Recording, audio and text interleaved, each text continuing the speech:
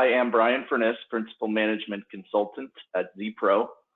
Prior to joining ZPro's advisory services team, as Bob mentioned, I was the Director of Planning and Asset Management at New York City Transit Capital Programs. I spent 18 years working in operations, maintenance, and planning for the largest and busiest rapid transit systems in North America: New York City Subways, MTA Regional Bus, and MTA Construction and Development Agency. My training and background is in business, civil engineering, and transportation management. We work in various environments with different hazards. One of the things I learned early on was before starting a workday, it's a good idea to hold a toolbox talk, or in our case, a laptop talk. These conversations serve to remind us all that health and safety are an important part of each working day. Even in the virtual meeting environment, safety is priority. Take responsibility for a safe work environment to benefit yourself and others. Today, I'm going to talk about transit asset management, and specifically about systems. My presentation is intended to familiarize our group with information and guidance on the management of systems and associated assets used in the transit operating environment in support of the FTA Transit Asset Management Rule. In this context, systems are the diverse set of monitoring and control systems that support core operational functions. Systems are critical to providing power, communications, revenue collection, security, and safety controls. Systems play an increasingly central role in the operation, maintenance, and reliability of transit networks. I'll briefly go through each of these sections today. Background on transit asset management and FTA, systems theory as foundational to a better understanding of transit systems, an overview of transit systems, inventories and hierarchies, performance measures, and investment prioritization deserve to be covered more fully than I will manage today, but I do include both here to acknowledge and highlight the convergence of systems and asset management. I will include some real-world examples from New York and other places, and I will conclude by discussing 3 strands of change that are transforming mobility all around the world. You won't want to miss the forward look. My presentation is aimed at those of us who compile the asset inventory information, conduct or report condition assessments, performance measures, and investment prioritization processes. This includes in-house transit agency folks, contracted personnel involved in maintenance and operation of systems, and anybody who sporadically supports the viability of systems through their life cycle.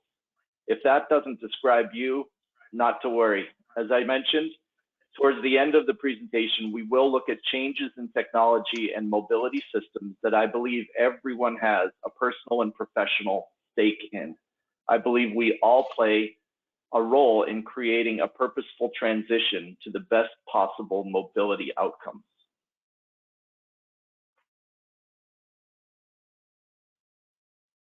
A little background on FTA Transit Asset Management Rule. In 2012, the Moving Ahead for Progress in the 21st Century Act, MAP 21, amended federal transit law to require the FTA to develop a rule establishing a national transit asset management system. The FTA has defined transit asset management as a strategic and systematic process of operating, maintaining, and improving public transportation capital assets effectively through their entire life cycle. That's a pretty good definition. Published in July of 2016, the rule defines state of good repair, requires grantees to develop a transit asset management plan, establishes state of good repair performance measures and performance targets based on those measures, and establishes annual reports to the National Transit Database, NTD. The rule requires all FTA grantees to develop asset management plans for their transportation assets that should include vehicles, facilities, equipment, and support infrastructure. My focus today is on systems. Let's begin with the basics. I won't spend very much time on systems theory today. You can thank me later. But I will point out that if you are interested in theory and framework, there are excellent resources available. Basic concepts serve as a starting point for an enhanced understanding of transit systems in the context of the processes and engineering activities needed to ensure systems viability through their life cycles. The resources I've listed here have been selected for having relevance to transit and rail operating environments. As a quick intro to theory, let's look at structure. Systems may have components that are systems themselves, as in a system of systems, and that can have additional subsystems or system elements. This figure shows a complex 4-level structure. The components shown in levels 1, 2, and 3 are a combination of subsystems and system elements. At the lowest level, level 4, this is comprised of system elements only, and therefore there's no further breakdown. Let's apply the basic structure to a transit system, shall we? This figure depicts a closed circuit television surveillance system. At level 1, there are 3 subsystems. Levels 2 and 3 include additional subsystems as well as system elements. At level 2, look over on the right there, the cameras on location subsystem is divided into groupings of like assets that are one of the lowest maintainable units of the CCTV system. Level 4 includes only system elements. Some of these system elements may represent a single asset or a grouping of similar assets, but all represent assets that are considered lowest maintainable units of this CCTV system. Now that we understand structure, let's look at architecture. System architecture is instrumental in providing a complete view of the system and the interaction of all essential subsystems and system elements necessary for operation. This can be particularly helpful when defining the parameters needed for the creation of asset hierarchies.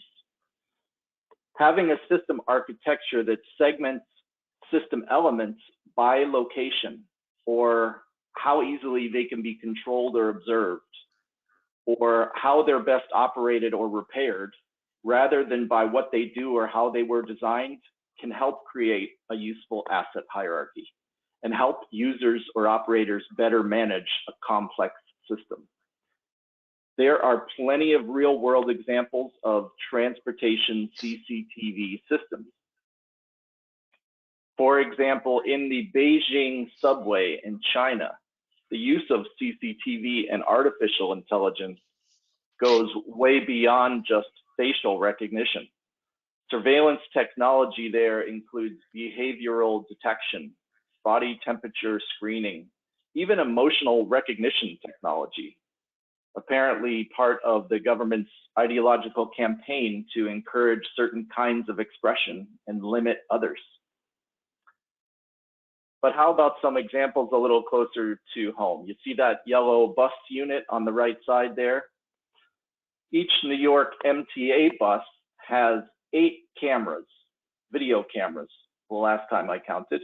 One is front-facing forward, and that can be used to record license plates of unauthorized vehicles blocking bus lanes. So when you see that bus pull up behind you and you get a ticket in the mail 2 weeks later, that could have been it. Cameras are also located over front doors and rear doors. Those can be used to validate automatic passenger counts.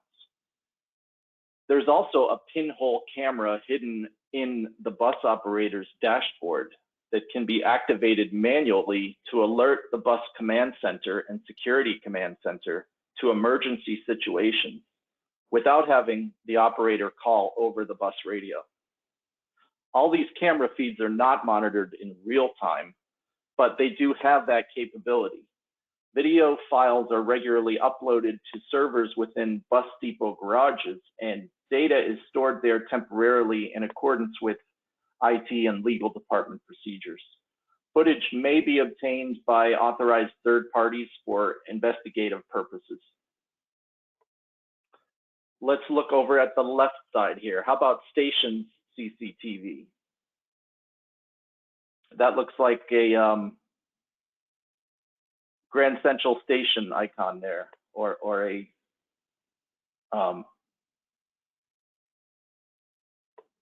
what's the Amtrak one? Union Station. In the subway, well before the pandemic caused ridership and revenue to decrease dramatically, fare evasion was and is a pretty serious problem. While the subway moved over 6 million people per day, fare evasion accounted for $300 million in lost revenue in 2019.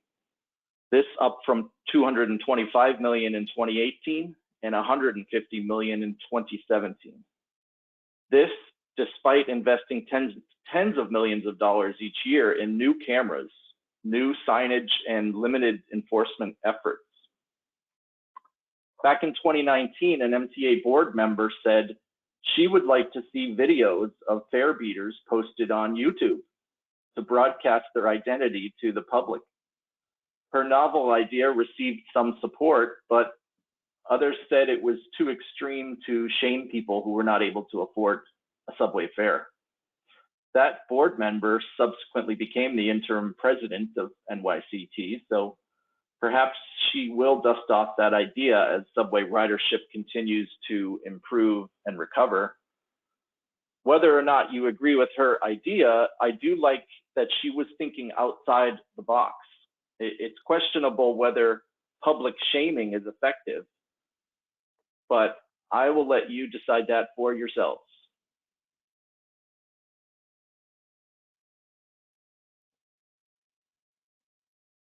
Subway fare beaters, dodgers, and evaders.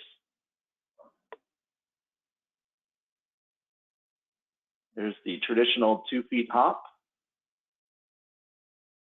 She can afford Starbucks, but she's ducking the fare. She sneaks in through the outdoor. This well-dressed guy pretends to swipe his card, but then jumps. Whoop, not a good look.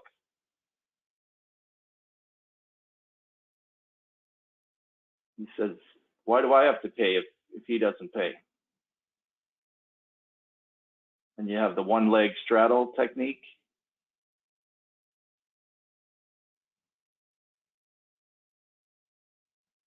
Little variation on that.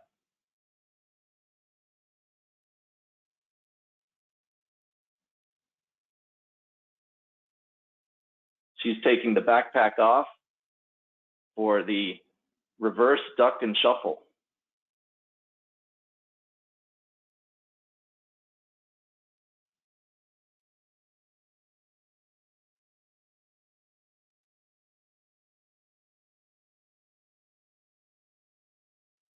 Some impressive multitasking here, eating, drinking, jumping, looks around for any cops.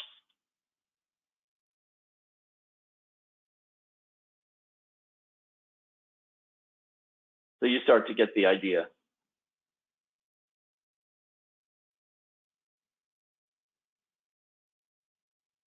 Looks around for police. He's got a 3-point dismount there. 2-for-1 sale at Century 21.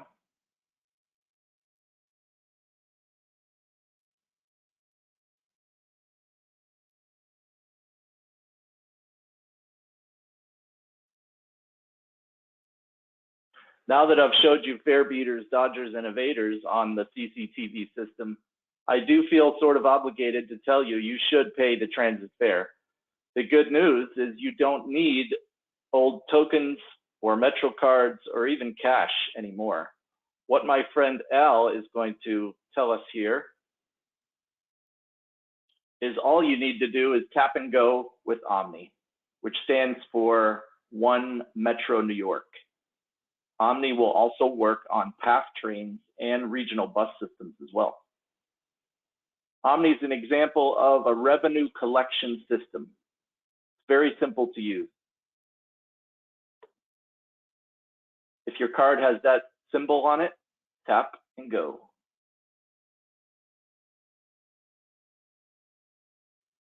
You could use your smartphone, your iPhone, your Android, or your smartwatch. You need to set up a digital wallet. If you don't know how to do that, just find a young person and ask for help. The rollout of Omni is occurring in phases, and MetroCard will remain in place until 2023, I believe, when Omni is available everywhere for everyone. Let's look at systems life cycle. These life cycle stages are defined for systems and other assets for that matter, so they should look familiar. Successful implementation of a system requires extensive planning and coordination throughout and between asset life cycles to optimize resources. Note down below the three main aspects: business, budget, and technical. System integrity requires that these three aspects are in balance and given equal emphasis as part of decision-making processes during implementation of a systems project. You can hopefully see that this focus brings us closer to the convergence of systems and asset management. The application of asset management principles ensures activities that support systems are aligned with the agency's strategic plan. The operation and maintenance of systems, as well as the implementation of asset management programs, is dependent on people. Therefore, their knowledge, their competence, and teamwork capabilities will reflect on the outcomes and system efficiencies during their life cycle. Asset information serves as the foundation for improved asset management decision-making, life cycle delivery, and risk evaluation activities. Asset management decision-making activities help shape high-level strategy and planning activities, which together with risk and review activities feed back into the system's life cycle delivery activities. Here we are looking at columns left to right, transit systems asset classes, general functions, and example elements. On the left side are 6 systems asset classes identified to categorize transit systems in alignment with transit agency best practices, operations, and organization. It can be very helpful to look at system interfaces. On the right side, the diagram depicts a traction power electrification system, interfacing continuously with several communication systems, a train control system, and a revenue collection system. On the far right side of this slide are 3 enabling activities outside the operational environment that also contribute to the viability of the traction power electrification system during specific periods of its life cycle. Establishing protocols for cooperation between the system operations and maintenance teams and the asset management team has the potential to bring enormous benefits to all sides. This cooperation connects the systems team to the broader organizational and operational environment of the agency, and the asset management team gains vital technical insight into current and future operational and maintenance conditions affecting the system life cycle. Now that we understand the framework, structure, architecture, function, and strategic management of systems better, let's look at best practices taxonomy, the classification framework. More common system examples are depicted down below. We have looked at CCTV and revenue collections systems. Another good example of communications and control systems at the MTA is the extensive network of digital screens. 14,000 digital screens provide both advertising and customer communications in stations, replacing paper, and on platforms, and over 35,000 screens on a combination of Metro North, Long Island, and New York City train cars. Because I am a transit nerd, I'd love to spend more time with each system type listed here. Communication-based train control, positive train control, catenary and third rail power systems, ITS and transit signal priority, AVL systems and dispatching systems, SCADA, etc. But in the interest of time, we will keep moving. IT and business applications require really no introduction to Maximo users. The IBM Maximo application suite lives right there. But before I do move on, I will make this disclaimer about my presentation today. It has an intentional operational focus on systems with elements dispersed across large segments of a transit operator's service area. As such, building systems that support and are confined to individual facilities were not included. I mean, no offense to facility management subject matter experts. Some of my favorite people are FM SMEs, and I don't want them to think I'm missing the boat. Of course, building systems factor into the overall condition of facilities and the maintenance and operation. Examples of these are elevators and escalators, conveyance, plumbing, HVAC, fire protection, electrical. We just can't boil the ocean when talking about systems today, which is a good segue for briefly mentioning both AIP and APM. Communications, IT systems, and enterprise asset management create new opportunities to manage systems assets and to incorporate real-time monitoring capabilities. These extended capabilities, coupled with the option to store enormous amounts of data for analysis, inform maintenance planning and investment prioritization. EAM is not the theory of everything, of course, but asset management is a universe of expansive expertise from a variety of different personas.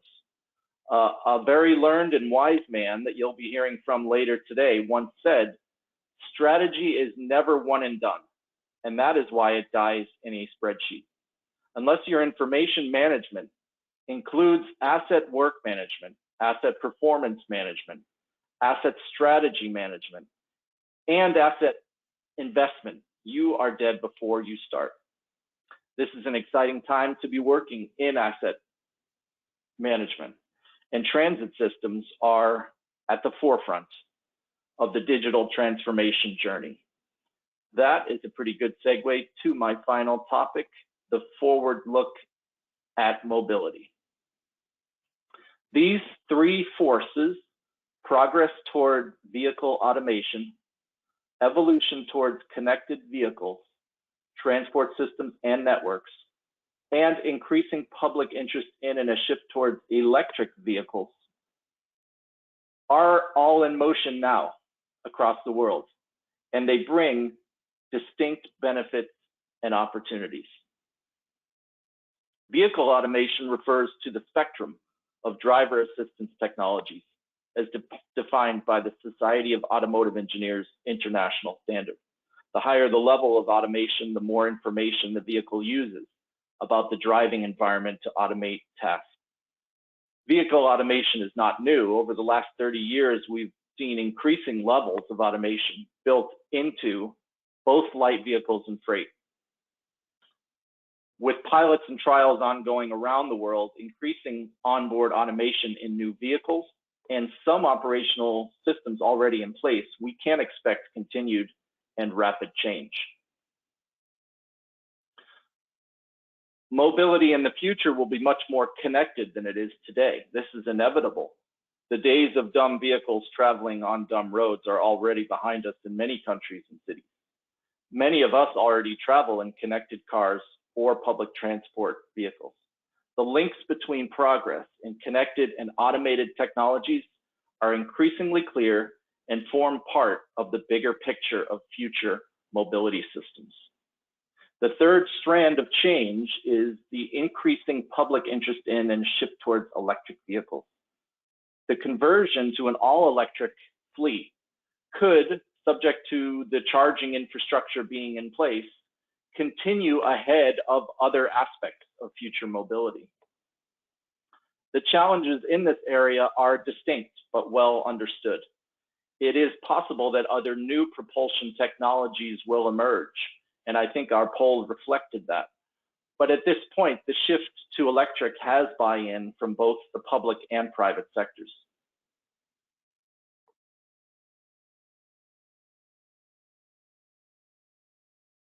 An example of this is at the MTA Long Island Railroad, who just last week announced they had entered into an agreement with Alstom to test batteries that could enable electric multiple unit rail cars to travel on diesel regions.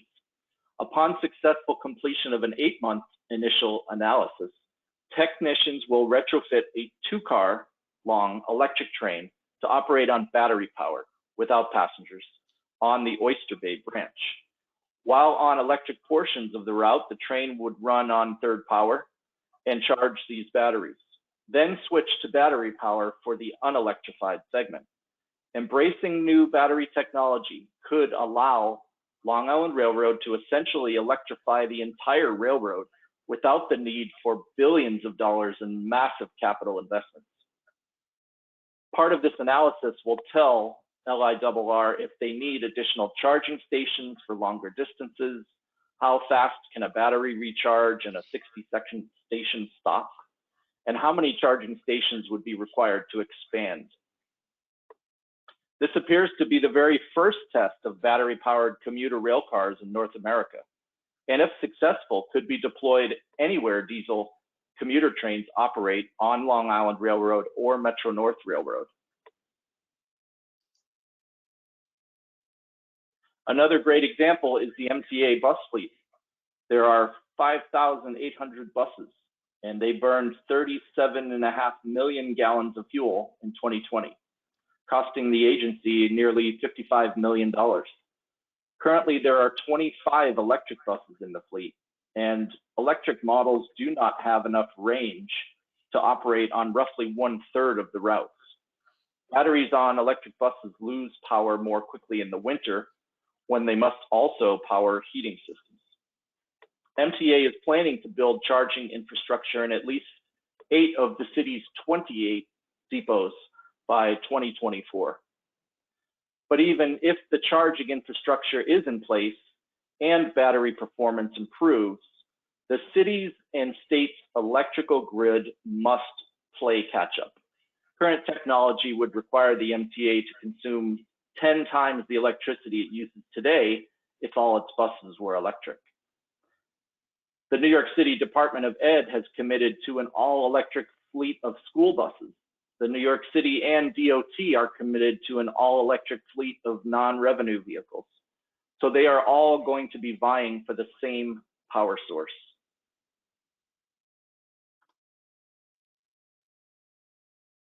Transit systems and their jurisdictions typically span beyond the boundaries of a single department or perspective.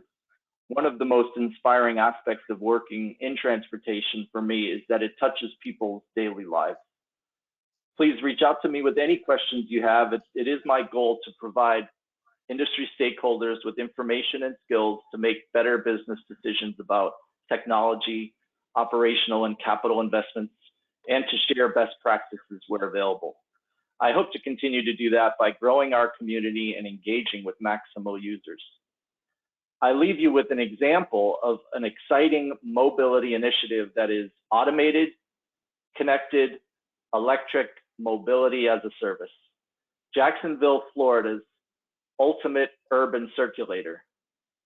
is a multi-phased program aimed at converting and expanding the automated people mover Skyway into an autonomous vehicle network. We have a short video I hope you will enjoy.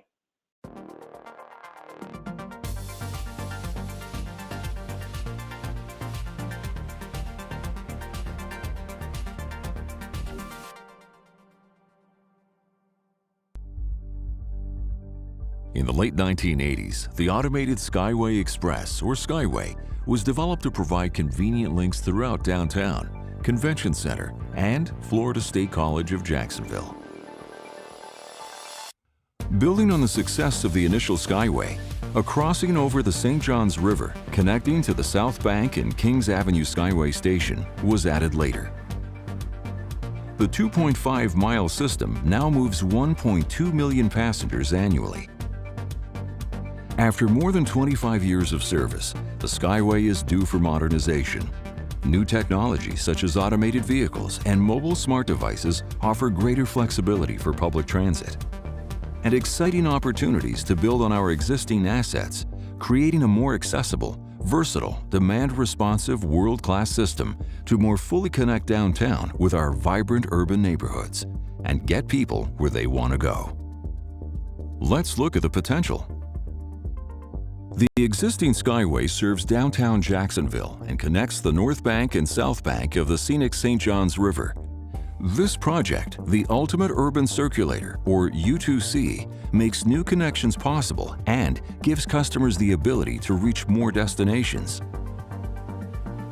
The new system extensions link downtown to adjacent neighborhoods and vibrant activity centers. Springfield, San Marco, the growing medical complex, and important destinations in between, including the new multimodal hub, the Jacksonville Regional Transportation Center.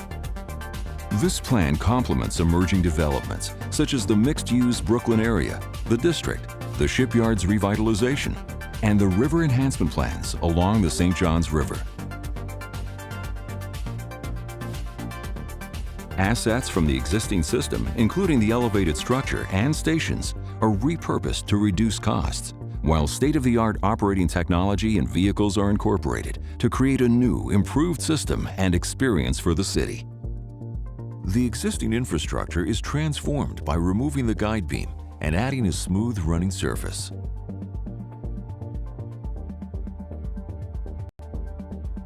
The U2C offers the latest technology to allow customers to easily plan, track, and pay, turning their trips into efficient, custom-made journeys.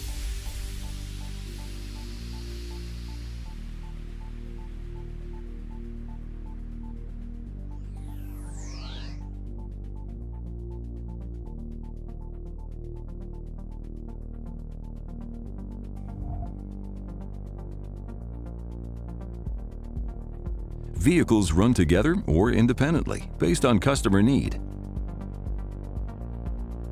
They are routed to busier sections to meet demand and improve frequency, reducing wait times and serving more people. They connect and disconnect at strategic locations for efficiency.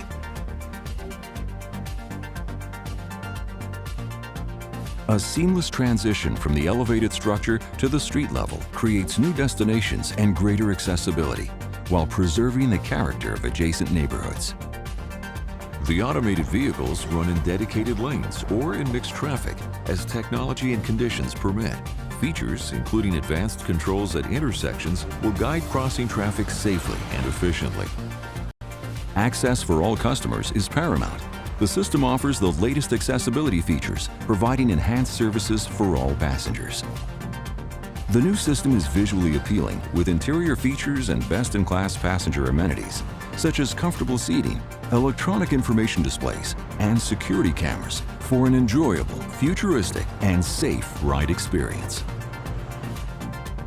By building on our past, employing cutting-edge technology, and working together with our partners and the community, JTA will advance Jacksonville's transit versatility and continue to invigorate the city's economy with transportation options that will allow our citizens to live, work, and play well into the future. Just imagine the possibilities.